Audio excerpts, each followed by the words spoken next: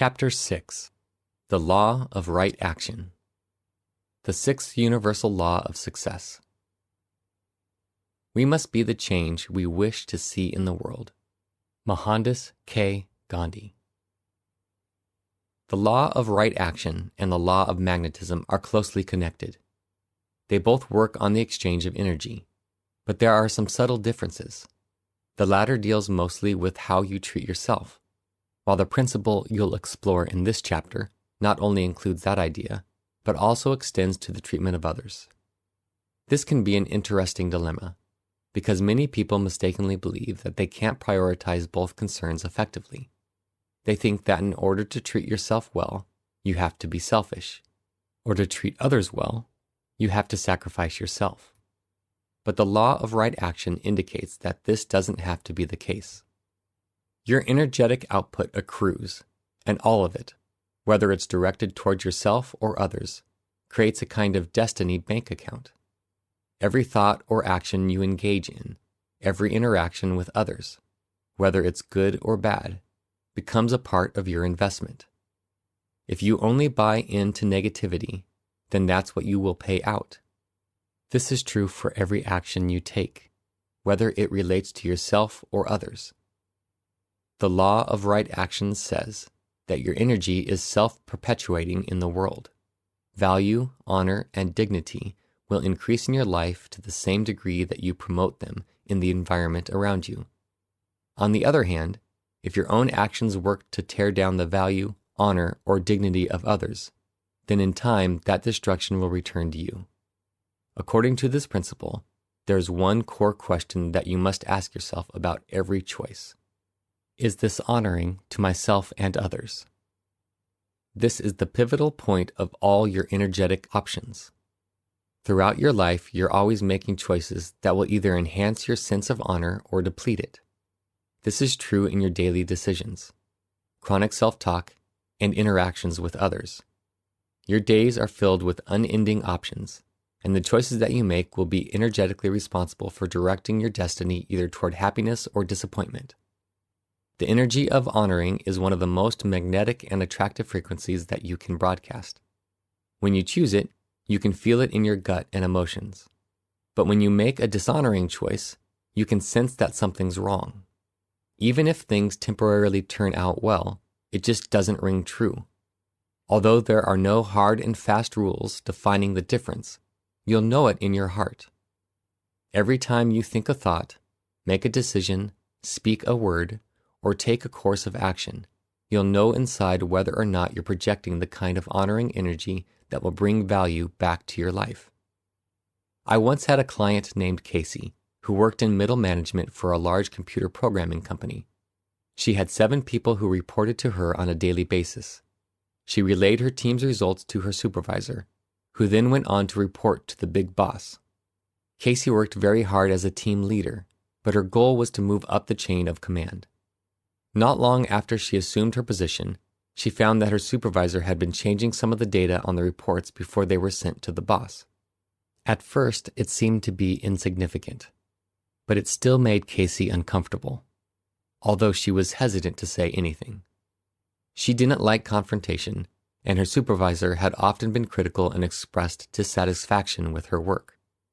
Eventually, however, Casey had to confront her supervisor, who told her not to make waves. It was only a few little changes, and she swore it would never happen again.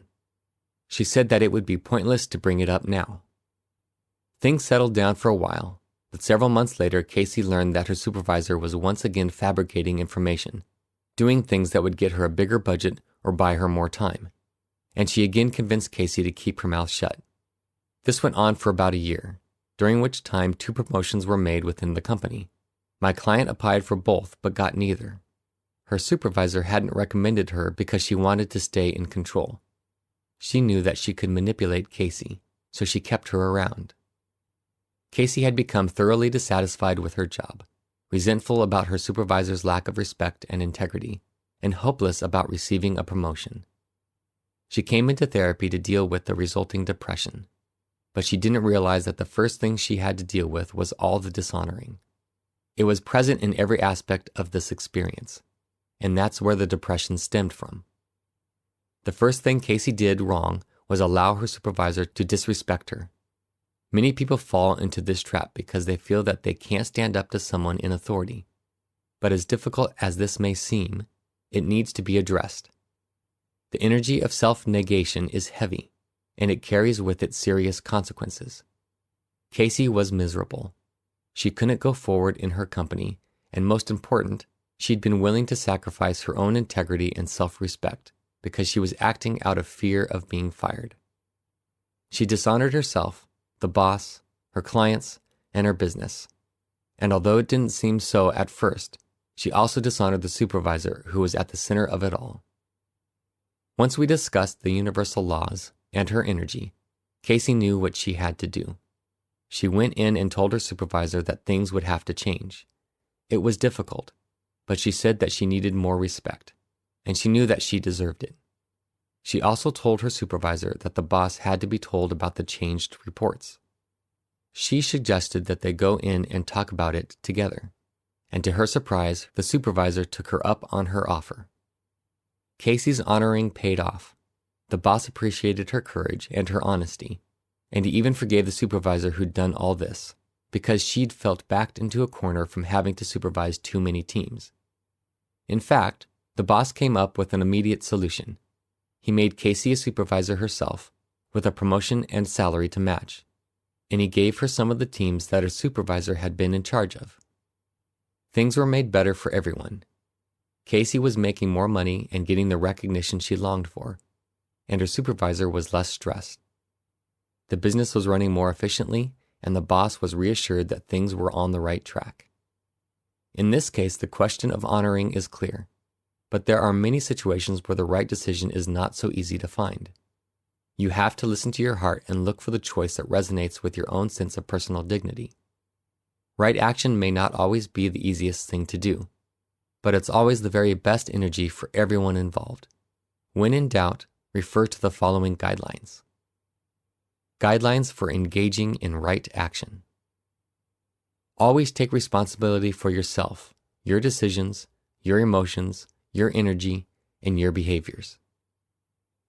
Make choices that promote your mental, physical, and emotional health. In every situation, ask what feels honoring to you. Seek genuine empowerment from within, not manipulation or control from without. Respect yourself and request that others do so also. Respect others, releasing judgment and living with compassion. Be truthful without being cruel. Always have the courage to live with dignity and self-actualization. No blame, no excuses.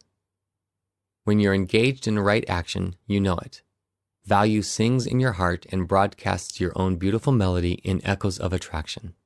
It triggers harmony and brings universal right action back to you. It's the path of genuinely loving intention. Loving intention. The primary intention behind right action is the creation of value and the expansion of love. In fact, love is the energetic catalyst to all successful creative manifestation. When we align our own thoughts with this vibrating force, we connect our frequency with the higher consciousness that created all things. And there's no greater power that we can enlist in the pursuit of our dreams. The intention of love causes us to behave in ways that increase the value in our lives and the lives of others. When we talk about doing the right thing, we're making choices of reverence, value, and caring. In this way, we have the option to raise every vibration in every interaction and experience. We have the choice to accept instead of condemn, to support instead of discourage, to prioritize instead of dismiss, and to empower instead of control. Every day we're faced with dozens of these kinds of choices, whether in the form of a passing compliment or a judgmental observation. The way you interact with others is a large part of what defines you, almost as much as the way you interact with yourself. When you choose to engage in respectful and honoring treatment, your energies vibrate with right action. We're all special, each of us, no matter what evidence we use to deny it, plays an extremely important part in the eternal scheme of things. So many people believe that our specialness is determined by grandiose acts, the accumulation of wealth, or the demonstration of extraordinary beauty or talent. But the workings of the universe are like the workings of a huge, elaborate clock. There may be grand bells, beautiful moving characters, and gilded hands. But there are also countless pieces that have no outward appearance of importance. Yet even down to the smallest, seemingly most inconsequential part, each piece is important and special. Our human structure is also a complicated network of many different functions. Yet all are connected in some significant way. And whether we know it or not, each of us is a special part in the intricate mechanism of our universe, bringing our unique energy to the grand experience. If we choose to deny our own specialness and engage in deprecating our value or that of others, then we create a resistance in the smooth workings of the clock of our global purpose. If we learn to honor ourselves as special and to perceive all others, no matter what their circumstances, as valuable mechanisms in the divine clockwork, then we're able to see the universe as a whole, and our own reverence expands right action in all directions. Right action isn't about morality. It's about energetic cause and effect. In fact, some people would call this the law of cause and effect. Either way, the energetic truth is undeniable. You will get back the same energy that you put out toward others. If you're hateful and manipulative, eventually you'll see the same treatment in your life. If you're deceitful and dishonest, people will treat you that way after a while. The law of magnetism says that honoring should be focused on the treatment of yourself, while the law of right action states that it should be focused on others. This may seem like a contradiction, but if you live in balance, you can prioritize others without sacrificing yourself, and you can make honoring or right action a part of your daily life. The question of honoring is a subjective one, but the intention to do so is grounded in love. Your choice to engage in it will promote your sense of dignity and give you authentic, not fraudulent power. You'll no longer need to gain your authority through the poisonous energies of arrogance or hostility, or even fear. Your ability to weigh the energetic consequences of your actions will go a long way in helping you to do this, and when in doubt, reflect on the loving and honoring option. This is what right action is all about, and it's the choice that will always bring the right results. Affirmations for right action. In all that I do and all that I think, I choose to honor myself always. More and more I am choosing to respect others and release judgment. I live with compassion. I understand that my own action comes back to me. I choose right action always. I release competition and choose to see people in a different light.